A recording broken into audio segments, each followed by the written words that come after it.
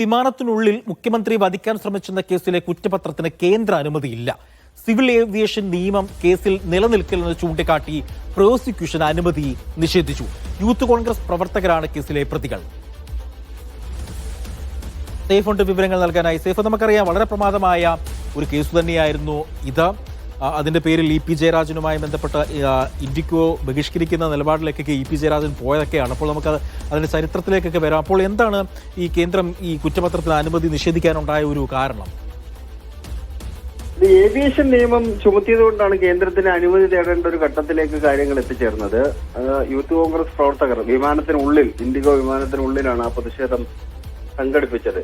ആ പ്രതിഷേധത്തിന്റെ ഭാഗമായിട്ട് അവർ ഉയർത്തിയിരുന്ന ആരോപണം സ്വർണ്ണക്കടത്ത് കേസുമായി ബന്ധപ്പെട്ട് മുഖ്യമന്ത്രിക്കെതിരെ, മുഖ്യമന്ത്രിയുടെ കുടുംബാംഗങ്ങൾക്കെതിരെ അടക്കമുള്ള ചില ആരോപണങ്ങൾ ഉയർന്നു വന്ന പശ്ചാത്തലത്തിലായിരുന്നു വിമാനത്തിനുള്ളിൽ പ്രതിഷേധം സംഘടിപ്പിക്കാൻ വേണ്ടിയുള്ള തീരുമാനം അവർ എടുക്കുകയും വിമാനത്തിനുള്ളിൽ അവർ പ്രതിഷേധം സംഘടിപ്പിക്കുകയും ചെയ്തത്.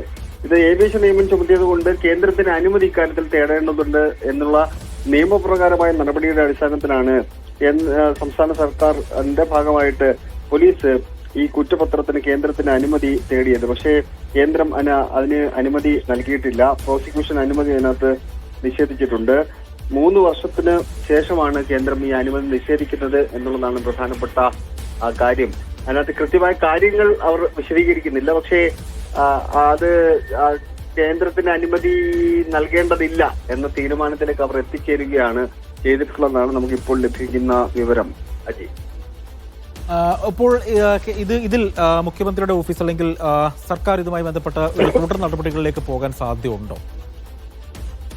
പോകാനുള്ള സാധ്യത തള്ളിക്കളയണ്ട. കാരണം സംസ്ഥാന സർക്കാരുമായി ബന്ധപ്പെട്ട്, മുഖ്യമന്ത്രിയുമായി ബന്ധപ്പെട്ട വിഷയമായതുകൊണ്ട് തന്നെ സംസ്ഥാന സർക്കാർ ഏതെങ്കിലും തരത്തിലുള്ള, അല്ലെങ്കിൽ പോലീസ് ഏതെങ്കിലും തരത്തിലുള്ള തുടർ നടപടികളെ കുറിച്ചുള്ള ആലോചനകളിലേക്ക് കടക്കാനുള്ള സാധ്യത തള്ളിക്കളയണ്ട. പോലീസ് വൃത്തങ്ങളുമായി സംസാരിക്കാൻ വേണ്ടി ശ്രമിച്ചെങ്കിലും നമുക്ക് അവരാരെയും ഇതുവരെ അവൈലബിൾ ആയിട്ടില്ല. അവരോട് സംസാരിക്കാൻ വേണ്ടി ശ്രമിക്കുന്നുണ്ട്. എന്തായാലും അത് ഇവിടെ വെച്ച് അവസാനിപ്പിക്കാൻ വേണ്ടി തീരുമാനിച്ചില്ല. കാരണം ആ കേസ് പൂർണ്ണമായിട്ട് ഇതോടുകൂടി ക്ലോസ് ആയി പോകുമോ എന്ന ആശങ്ക പോലീസിനുണ്ട്. അങ്ങനെ അവസാനിപ്പിക്കാൻ വേണ്ടി അവർ ആലോചിക്കുന്നില്ല.